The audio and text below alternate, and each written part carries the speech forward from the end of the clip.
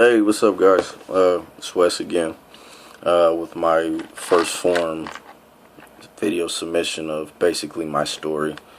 Uh, if I ramble a little bit, or I say or I just stop talking, forgive me because I don't really premeditate the things that I'm gonna say or the things that I post. I kind of just, talk from the top of my head.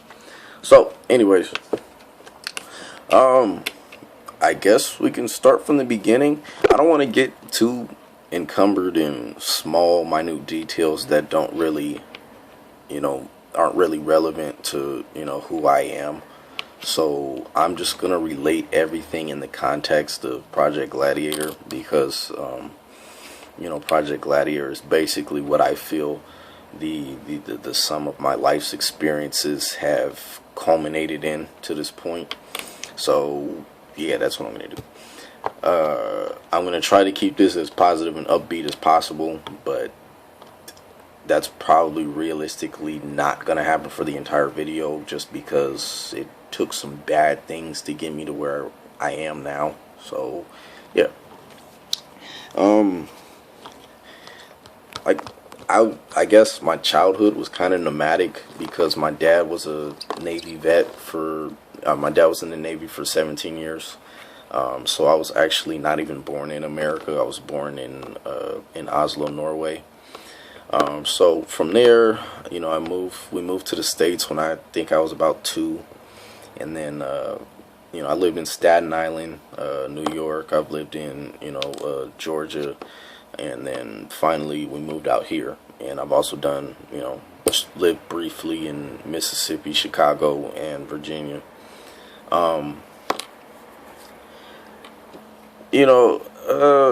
I was kind of like a shy kid, I guess. I didn't really have like the greatest social skills growing up. So, I had a couple of friends, but I wasn't really that person who was popular and had, a whole bunch of friends. So mainly I kind of kept to myself. I like to read. I actually got very, very good at reading. Like by the time I was like 1, and I was kind of a nerd. I actually went through a stint in like second and third grade where I always carried around a math book, and I would do the math problems for fun, which even like my teachers thought was like peculiar, but whatever. um Moving around a lot is kind of hard when like you're a young kid because you don't really get to stay anywhere. And I didn't have you know a whole bunch of friends that like I can say like, oh, I known him since elementary school, and we went to middle school and high school together, and we've been friends ever since then. I was never really like that, so I kind of learned how to like live in my own head, just in terms of just kind of passing the time away. I got so used to not having friends that I didn't really reach out to have friends for a while. Eventually, that passes, like it does with all kids, who are, grow up shy. I started to get friends and whatever, but, I never really got the feeling like I belonged in any place that I ever was. Uh, I see like everybody else make these great friendships and they're popular, and they got they're talking to girls and blah blah blah, and everybody's cool with them. And then I was kind of always that kid that everybody made fun of, either because what sucks, because either because I was dark, or well, I am dark. I'm not was dark, but I used to stutter a lot, and girls did not like me. I've been called everything under the sun by girls, by the little teenage girls and whatever. You're ugly, you're dark, whatever. So, that really kind of, after I kind of broke out of my shell, that kind of put me back in my shell. Just because I didn't really feel like I belonged to any particular, social group, which, I'm actually thankful for that today, because I think I would be like a real like douchebag if I've always been popular. One thing people can say about me is that like I'm probably one of the most like endearing people that you'll ever meet. Like a lot of people don't know I'm still a big fucking nerd. Like I read science articles all the time because even though I wasn't great at science in school, like I love science. Um, I'm super into video games. I love anime. I I'm a big time like horror movie junkie. Um, I like a lot of stuff that typically you see a big black guy and you don't think he'll like. Like my favorite artist in the world is Amy Winehouse. Rest in peace. Um, and, it's kind of just the fact that I wasn't particularly accepted by my black peers. Growing up, um, it made me kind of like become versatile. It made me get friends from all different walks of life. Nerds. I got goth friends. I got punker friends, rock friends. You know I got friends who are thugs. I got friends who, I got friends from every walk of life that you can think of. Rich and poor, white, black, Mexican, Asian, whatever. Like I've always been the type of person who I don't really give a shit what you identify as. Like if I'm cool with you and I think you're a good person, like we're gonna be cool and that's it. And so my inability to fit in as a child or as a young teenager kind of led the way for me to be able to fit into any crowd now. Because I'll kick it with intellectuals. I'll kick it with thugs. I'll kick it with anybody, like really. And it's just like a lot of my personality defects as a child, like became why I feel I'm so awesome now. Because a lot of it is just going off of, you know, how I felt when people ostracized me and people made fun of me, and me saying like I never treat somebody like why would I treat anybody the way that I was treated back in middle school, back in ninth grade, back in 10th grade, so I'm kind of an all-encompassing person. And I'm not one of these people who's racially motivated by anything. I'm never going to forget my identity as a black man, because the police sure don't. But if you're a good person on the inside and your presence in my life is one of positivity, sorry, and I can support and trust you, and you can support and trust me, we're gonna be very, very, very cool, and we're gonna be very close, and that's across the board, regardless of what you look like. Um, my first major, I guess, downfall in life came when my parents got divorced. I think I was about 11 or 12 when it happened. Um, I'm the middle child. I have a younger sister and an older brother. We all kind of dealt with it like our own different ways. My brother was much more, outward about, his anger about it, which has always been him. He's not been one to, try to hide things like that. If he's mad, you're gonna know he's mad. Um, my sister was kind of like in the middle, neutral. I was more of an introvert. I still kind of am to some extents. I kind of internalized it, and I didn't really let anybody see my anger. Um, but as the years passed, our family kind of took a downward spiral. So it became increasingly harder for me to, keep that anger on the inside and keep that frustration on the inside. And now there's custody hearings being had, and there's my mom wants me to stay with her, my dad wants me to stay with him. What side, where should I go? Are my siblings gonna hate me if I don't make the same decision they make? And it kind of like tribalized, my family, and that really, really upset me. And so in my early to mid teenage years, I started kicking it with people that I really shouldn't have. started kicking it with, and I started doing things that, to this point, I'm not really going to get into specifics, but it is things that I look back on and I'm more or less disgusted with myself that I took part of. And, it's things I know the people whom I love wouldn't particularly be proud of me for doing. And, I'm not particularly sure they would forgive me if they ever found out the extent to what it was that I was doing. So, I made my mistakes. I was a knucklehead. I operated too much off of, the emotion that I had inside from, the things that were happening at a certain point. And, my family's never been dirt poor, but we definitely went through our share of, financial struggles and things, which only, contributed, to my anger.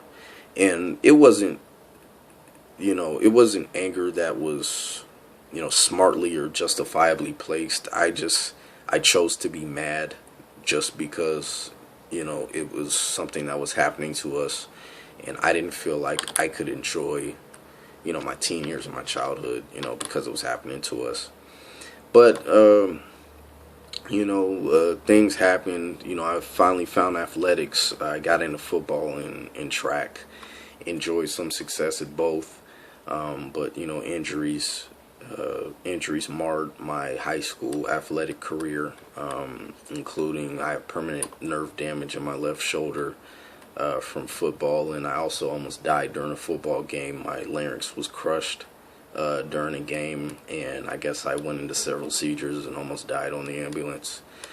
And you kind of treat those things like, is that your one testament? Like, when I look back on that and be like, wow, like, I almost died, at 17, 18. Like, I was just a kid, and that's just a crazy thought to have, the fact that I might not be here.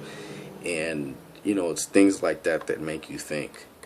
And so I went to college in Virginia my freshman year because I really just wanted to escape, everything that was happening out here in California.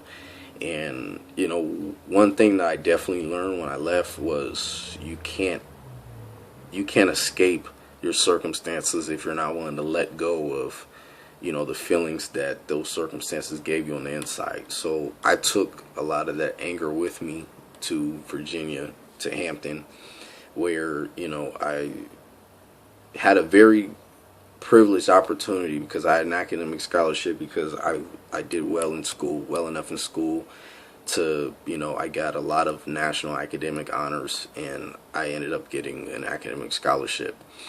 I ended up screwing that up, mainly because I took that anger with me to Virginia, and that anger materialized into incidents physical altercations that basically put me in the situation that if I don't leave of my own accord, they're going to kick me out, and, my life is going to be ruined. So I left Hampton. I transferred, to Whittier College back here in California, and I don't particularly regret my decision. I didn't have the greatest matriculation at Whittier. I still did have, some issues, which led to me to do stupid things like in my extracurricular time. Like, notably, my second year here at Whittier, I ended up getting in a fight with, I guess they're two gang members. I'm sorry, I don't really respect Whittier gang members, but whatever. Like, two gang members, and I didn't realize until the fight was over, one had a gun in his hand the entire time, and he was actually trying to shoot me. So if at one point I did stop fighting, I probably wouldn't be here today. And that's when something sparked in my head. Like, at the time, I think I was like 19. I'm 19, and I've almost died twice already. Like something's really got to switch up, because if when if anybody who's been in a near death experience, whether you realized it at the time or not, it really makes you think, if today's going to be my last day, what legacy am I leaving behind? What impression am I leaving behind to, my friends and my family, people who support me and things like that. And, can they be proud of what I've done to this point, if I'm not here anymore. So, I in Whittier, I found rugby, which has been one of my life's greatest passions. Right into it, I just quit the football team. A friend told me to come out. Right into it, I excelled, and it gave me a feeling that football never gave me, that track never gave me. And basically from the get go, I was the possibility of me going pro in rugby was already being spoken of, basically from the time I picked up a rugby ball, which is really cool, because coming up in football, when I started football, I was 130 pounds maybe. Everybody told me I wasn't big enough to play. I wasn't fast enough to play. I'm not, I've never been a stereotypical black dude who, run the lights out of a place. I was running like a 5-second 40 when I first started playing football.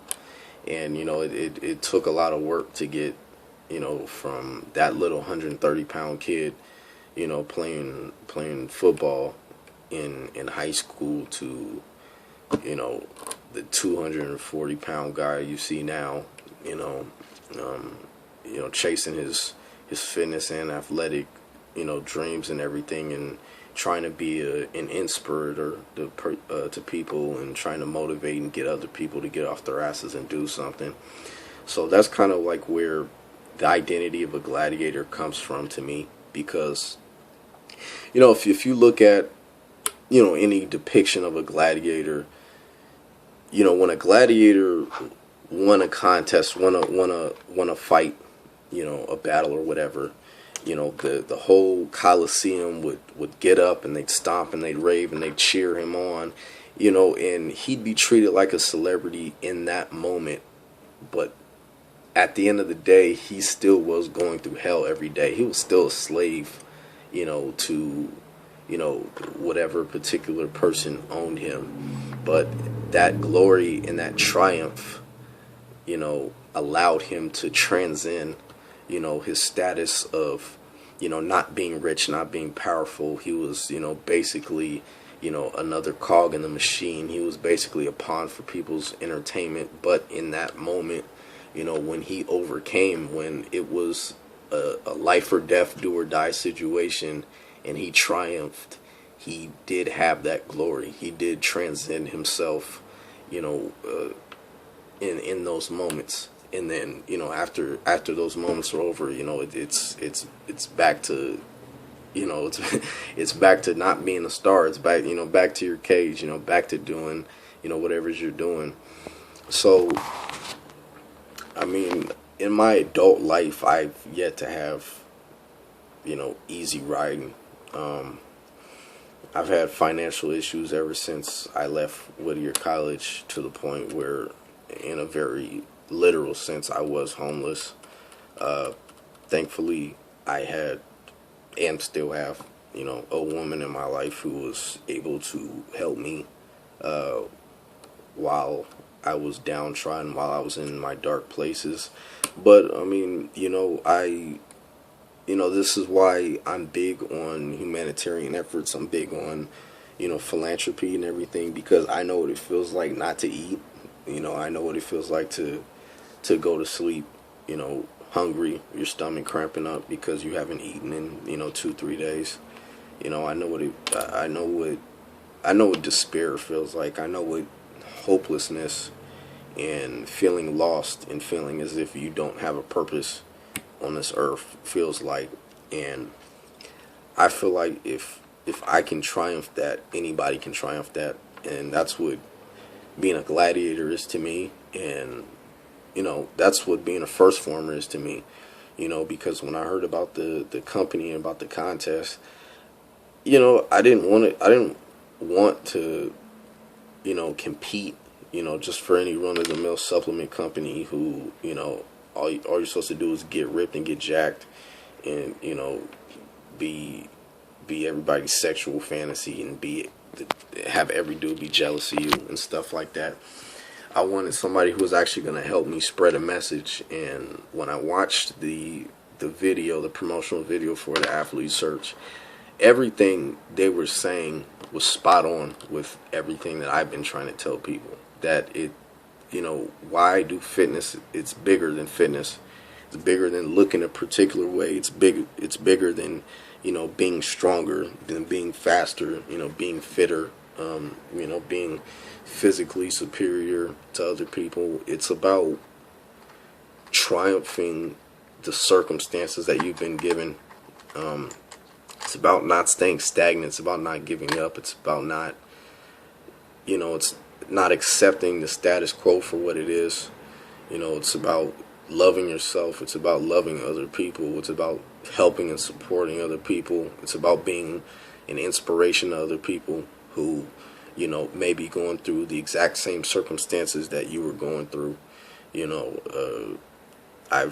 Since I started the program, I've gotten so many people, message me and hit me up and saying, you've helped me through, your posts and the things that you say have helped me through so much. And, I even had, who's now a close friend of mine, tell me that I actually stopped him from committing suicide because, the day he was going to do it, he started reading posts on my Facebook, and that took him out of it. And, that's big to me because I've been there, I know what it feels like. And if I can pull, I don't need to have 100 million people, loving me and, revering me. If I can pull one person, 2 people, 10 people, 100 people, 1,000 people, whatever, if I can pull them out of whatever darkness that they're in, I feel like I've won, and I feel like that's a legacy that I would be okay leaving the world with. And it's about changing the world, but it's about changing the world one person at a time. If you can get one person to adopt the self-love and the purging of, excuses and self-doubt and everything, from their minds, and you can get them to realize their own potential, like you're starting a spark that could, create a wildfire. All it takes is one spark. So, I always make myself accessible to people. I always try to help people whenever I can. Everybody who knows me knows that I don't really sleep that much because I work 7 days a week, all night. So everybody knows I'm accessible basically 24/7. And if there's anything that I can do for people, I'll do it. Sometimes when I don't even have the means to, I'll do it anyway. Because fuck it, why not? I feel like if you're a person who's strong enough to, be thrown into the lion's den and sacrifice and struggle, and your doing so motivates other people and makes other people inspired and makes them stronger, then it's worth it. Everything that I've been through in my life to this point, I feel like is worth it, because if I can talk to, somebody who's going through it now, or a young person who's going through it now, or somebody who decides they're fed up with it, after years of dealing with it, and I can get them to see that, you can live past your circumstances and you don't have to be a product of your life's experiences in a negative way, then, I don't feel particularly regretful for the things that I've been through, and that's really important to me. So the money. First Form asked, what you would do with your $10,000 if you won the sponsorship. Um, that's actually, realistically, that's a lot of what I think about, simply because money has been a prevailing issue in my life. But it's not really about me, and that's what I kind of grabbed from Project Gladiator and everything. So, one thing I'm going to do is I am going to start merchandising for my brand name for Project Gladiator, because I want to be able to get my message out as well as First Form's message, um, to as wide of an audience as I can.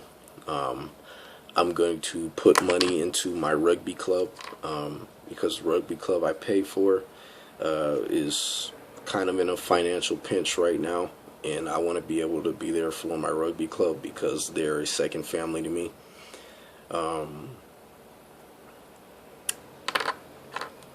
and I also have a lot of projects that I have coming up, just in terms of charity, philanthropy. So I want to be able to invest money into charity as well. And I'm not talking about, I give, $100 or $1,000 to, Salvation Army. I actually want to go onto the streets myself and make my presence known, and, just make the things that I wish I could have been doing, to this point. I want to make them come to fruition. Like I said before, I did have a brief period of homelessness. So, charity work to the homeless is actually very, very important to me and very dear to me. I already do as much as I can for the homeless currently, but with the amount of money now, I can really make an impact, and I would actually like to collaborate with First Form to have a YouTube series, as well as try to get a charity organization going to help fight the cycle of poverty and homelessness in America. Um, other than that, I'm not some perfect angel. I'm not going to tell you that, I'm not going to maybe get a new tattoo or two, with the money, but, I do have priorities that I have with that money as well as with my sponsorship. I don't want to be a passive First Form athlete. I actually want to work with First Form, to get a lot of projects done, and I feel like that's why I am a great pick for this, because I'm not doing this just to be able to put on my bio First Form sponsored athlete. I actually want to help First Form as well as them help me, project our message to the fitness community as well as the world at large. Just about changing the world, one mind at a time, one body at a time, one heart, one spirit at a time, one brain at a time, and that's really big to me at this point. The sponsorship money is also going to help me reduce my workload. As a lot of people know, I work every day. I've not had a day off, and I don't remember how long. I've not taken a vacation or seen my family, and I don't know how long. That the sponsorship money would definitely help me at least reduce my hours, so maybe I could have, 1 or 2 days off a week, which would be nice, because then I can focus on Project Gladiator. I can focus on all of the things that I'm trying to accomplish right now. As well as I would love to be able to kick my feet up one day, or I don't know, go to Vegas for a weekend or something, which I can't do. I don't have a life outside of work and fitness and promoting via social media. I really don't. So those are the things that are very important to me, in terms of this competition, as well as in terms of advancing my brand name, and basically just getting my experience and my path out, to the people of the world. Because a lot of people will see current fitness models, current current pro competitive bodybuilders and bikini competitors, and they'll say, well, they've been doing that for 5 years. Of course they look like that. I've been doing this for maybe 11 months, and I've made a lot of progress. So this isn't me talking to the world, from a pedestal. This is me trying to get the world to follow. I just want to lead. I want to lead people. I don't want to be in charge of people or try to seem like I'm superior to people.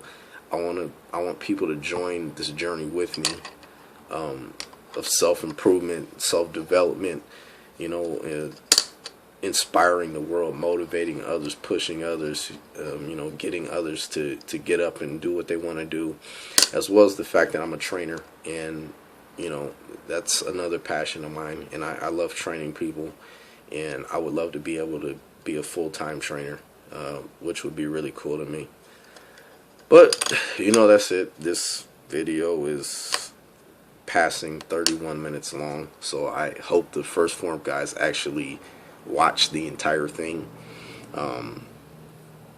Other than that, man, that's about it. I mean, everybody keep waking up every day, man. Just put your foot on the gas pedal and just don't even tap the brakes. Just keep your foot on the gas pedal. That's all I can say. All right, thanks, guys.